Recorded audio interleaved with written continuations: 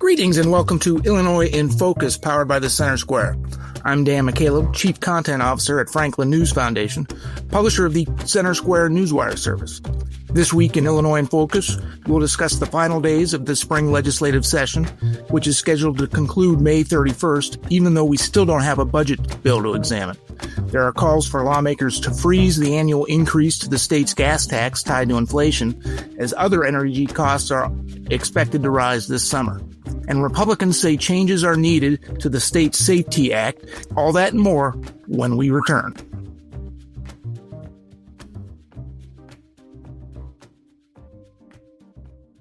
Some people would call him a loser. He ran for state office. He was beaten. He started a business. He failed. He ran for Congress. He lost. He was nominated for vice president. He lost again. But he knew only those who never tried are the real losers. And Abraham Lincoln was no loser. Persistence. Pass it on. From the Foundation for a Better Life at values.com. Welcome back to Illinois in Focus. The 2025 Illinois legislative session is scheduled to end by May 31st. We are recording this edition on May 22nd, and there's still no spending plan from the legislature. Joining me from the Capitol to discuss this is Illinois editor Greg Bishop. Greg, we're in the closing days of session. I know you've been live at the Capitol covering session for months now. Tell us about what's going to happen over the course of the next several days. Yeah, the next several days are going to be interesting, Dan, especially as we wrap up this week before Memorial Day weekend. They're off Monday, but then they come back next week, Tuesday, Wednesday, Thursday, Friday. And they're scheduled in on Saturday the 31st. Will they go all the way to that May 31st deadline? Still up in the air. Not sure. They could wrap things up by passing the budget and then move it on. But as we've seen in the past, decade or so that I've been covering the State House, it's always been last minute, the last day of scheduled session. They'll have the budget put out just hours before things are supposed to wrap up. It doesn't really give taxpayers much of an ability to go through the spending plan to see how their dollars are going to be spent. But that seems to be the MO around here, is dropping a huge budget bill last minute and then putting pressure on legislators to advance the measure. Now, Republicans have said we've been in session for 5 months now. Since January, they swore in the new General Assembly, and there's been plenty of time to do this work. But they still feel, at least Republicans in a super minority, that they're being frozen out of the ongoing negotiations, with a lot of behind-the-scenes conversations happening. Those aren't open to the public, so taxpayers don't know what's going to be put into the spending plan. Earlier today, there was a news conference with House Minority Leader Tony McCombie. You also had the House leadership in the Republican Party, Noreen Hammond and Ryan Spain. Noreen Hammond is part of the budget group, and she said they haven't had substantive conversations with their Democrat counterparts for several weeks. Now, when they did have conversations a couple of weeks ago, it was all a 10,000-foot level conversation, really just, big dollar amounts for certain agencies. But when you really get into the state spending line by line, that's not been seen yet. So we don't know how much is going to go to non-government organizations, for instance. Another thing that Republicans have complained about in the past budget process is member district projects, where Democrats are given the opportunity to lay out, hey, you senators, you got projects in your district you need. Here's $3 million. Tell us what you want to do. Oh, members of the House, you've got projects in your district you want to do. Here's $1.5 million. Tell us what you want to do. Republicans aren't part of those conversations. And they said today that they fully anticipate that to happen again, where Democrats will carve out certain parts of the budget for their district specific projects. But House Minority Leader Tony McCombie said too often those are empty promises. It gets put into the budget, but it never really gets paid out. So that's another aspect we're going to have to be watching here for, Dan. But clearly, there's also been a lot of concern that Republicans have about the potential of tax increases, either service tax increases. We don't tax services in the state of Illinois as it is right now, but that's been an annual conversation and has been floated before and never really advanced. Is that something we're going to see before May 31st? Again, Not too sure about that. But you've also got a whole host of other issues, part of the budgeting process that is frustrating Republicans because they feel that they are not being heard with their concerns, and they want to grow state revenue, but not through tax increases. They say there needs to be systemic change in state government to lower the cost on taxpayers for everything from property taxes and beyond. And thereby, you can actually grow the state's economy, and that would naturally grow the revenue for government. That at least is what the Republicans are pushing. But we really haven't heard much more from Democrats on the budgeting process. They're behind the closed doors with their working groups, their partisan working groups, hashing out the budget details without much transparency for the public. Governor Pritzker did introduce his proposed spending plan back in February. He proposes to spend about $55 billion, which would be the largest spending plan budget in state history. Republicans released their own spending plan. Of course, we don't expect that to go anywhere at $44 billion, significantly lower than Governor Pritzker's. I'm guessing when Democrats in the legislature finally do unveil their own budget, it's going to be much closer to Governor Pritzker's than to Republicans. Yeah, and there's also the ongoing concern about projected revenue. And at first, in February, the governor felt pretty confident in that $55 billion spending plan. But then we started getting some other estimates, a little bit delayed, but getting estimates that are about $500 million to $1 billion shy of what Governor Pritzker initially had. Now, you can't necessarily, do those types of revenue projections and expect them to be 100% accurate, but it's a good assessment to try to, put out there what will possibly be a balancing of the budget. So with the fewer amount of revenue projected coming in, that means we're probably going to have to be a little bit more austere than what Governor Pritzker proposed. Because back in February, he said, yeah, we're going to, he doesn't want tax increases. He's actually looking at cutting the taxpayer subsidies for immigrant seniors. And that's had cost overruns and a whole host of internal reporting problems. And even last week, he had talked about how that he believes that there's money in the state budget to be able to take care of things that are needed. So, yeah, when it comes out of the wash, you can basically put your money on it because Illinois taxpayers, you are going to be putting your money on it. The budget's likely going to be $50+ billion, close to that $55 billion, which the governor proposed. But then you've got this other element, Dan, that's working into this overall conversation. How is the federal big, beautiful tax and spend bill, as it's been called, the big, beautiful bill, how is that going to impact Illinois? And we're starting to see some conversations about that after the House passed that measure early Thursday morning out of the U.S. House. And there's a whole host of things in there that could impact Illinois, like state and local tax deductions, like Medicaid dollars for non-citizens possibly being disallowed from the federal government, which would increase the cost for state taxpayers for those subsidies for healthcare coverage. So these are all things that are going to be impacting Illinois. There's questions of if they're going to have to come back this summer, Dan, to do some budget cleanup based on whatever the federal government ultimately passes. Because while we're talking about the possibility of a $55 billion spending plan, that's just state taxpayer resources. That's not the federal pass-through tax dollars that Illinois gets. When you include that, it boosts that state budget upwards to $190 billion plus dollars.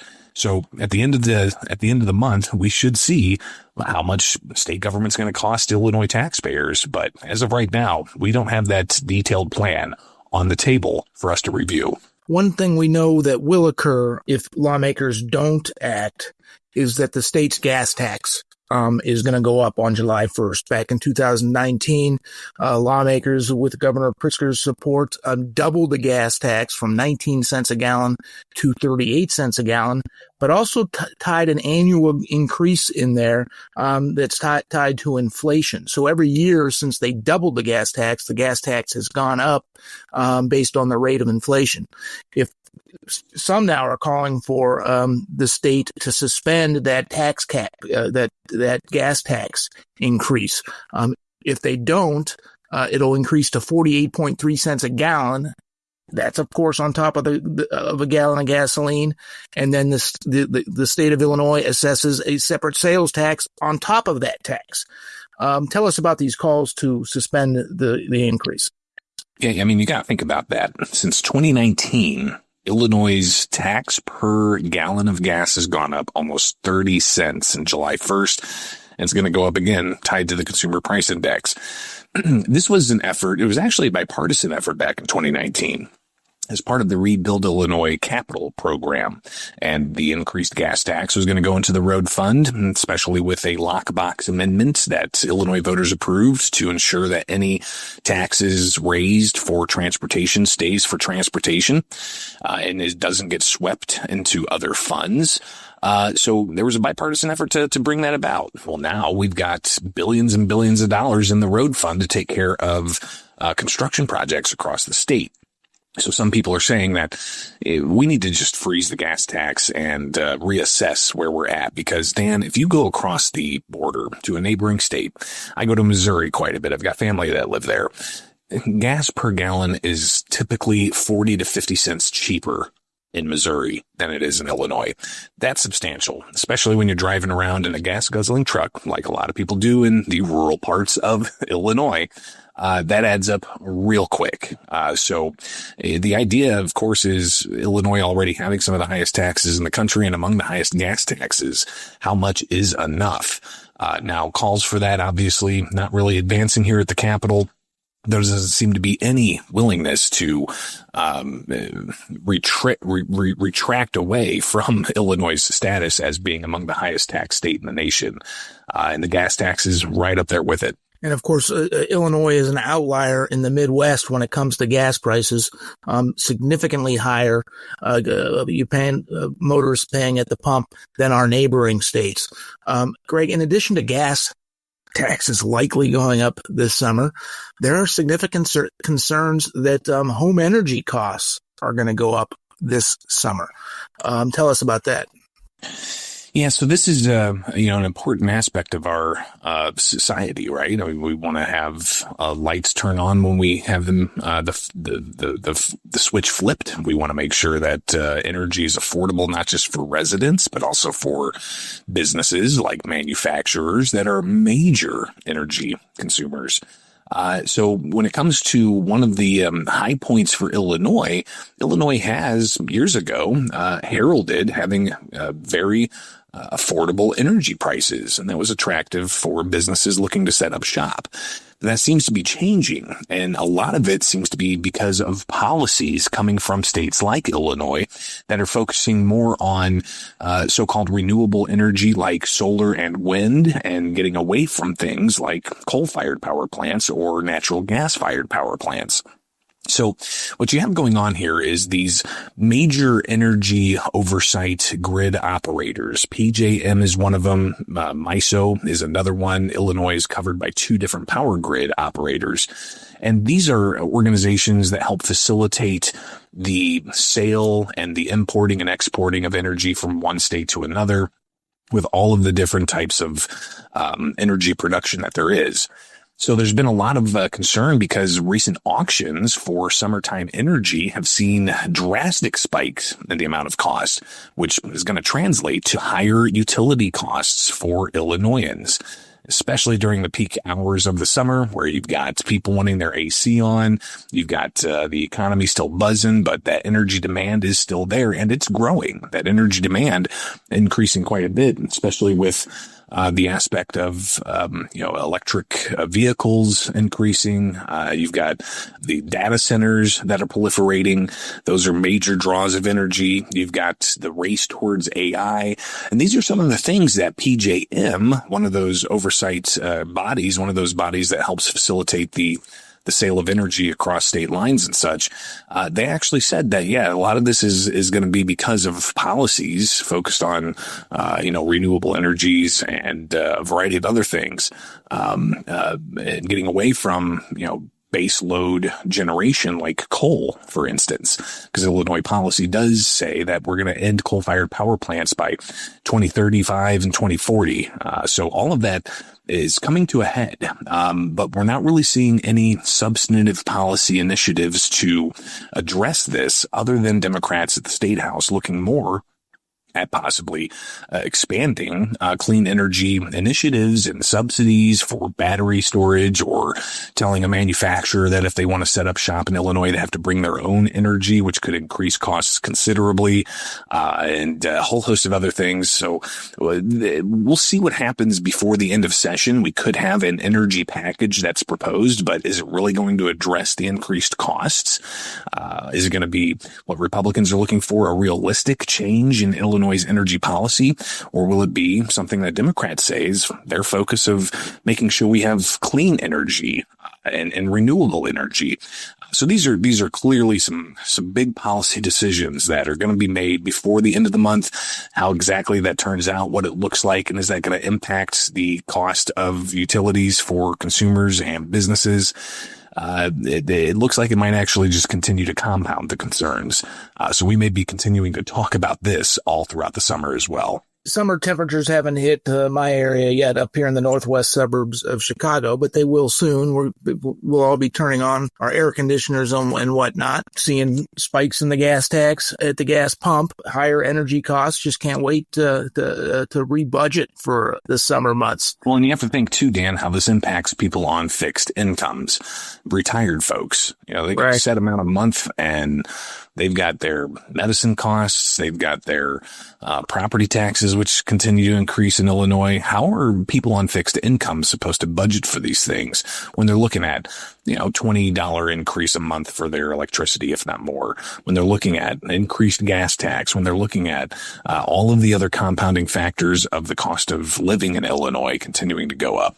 Greg, moving on, there are renewed calls from Republicans to amend the controversial Safety Act, particularly its cashless bail provision that has most people, when they're waiting for trial, they don't have to pay anything to be released from jail. The Center Square's Kevin Bessler this week wrote a story about a woman who essentially missed 8 court appearances. A judge ordered her to be in jail because she would not show up for court. This is related to a case of a stolen vehicle. And after the 8th time she missed, a judge ordered her to jail, but now she's appealing to the Supreme Court, saying the Safety Act doesn't allow them to hold her. What's going on? Yeah, this is a pretty remarkable story when you hear the narrative written in legal speak in court documents in front of the Supreme Court. It still gets to that question of, was the PreTrial Fairness Act a smart move? So the PreTrial Fairness Act, what it does is essentially removes cash bail statewide, and it says certain alleged crimes are detainable and others are not detainable offenses. So it takes the prosecutor to get the judge to agree that somebody is either a flight risk or a danger to an individual or the community at large, for the judge to then consider whether or not that individual is going to be placed behind bars pending trial. Again, we don't have cash bail. So if somebody is charged with murder, for instance, they can't even bail themselves out. But if it's a lower crime, they can essentially be processed through the jail and then let go within 48 hours before they go to trial. So Republicans have said this is going to cause significant issues. And one of the issues they highlighted was they felt that it was going to increase the number of people who are failing to appear for their court dates. This particular case highlighting that issue, and you have this woman who was arrested after the no cash bail provision was enacted, got out of jail after being caught allegedly with a stolen vehicle, didn't show up to her court cases, and a warrant was issued for her arrest. She was arrested again, and then was released because the prosecutors in that jurisdiction weren't asking for them to be held pre-trial, despite missing several court dates.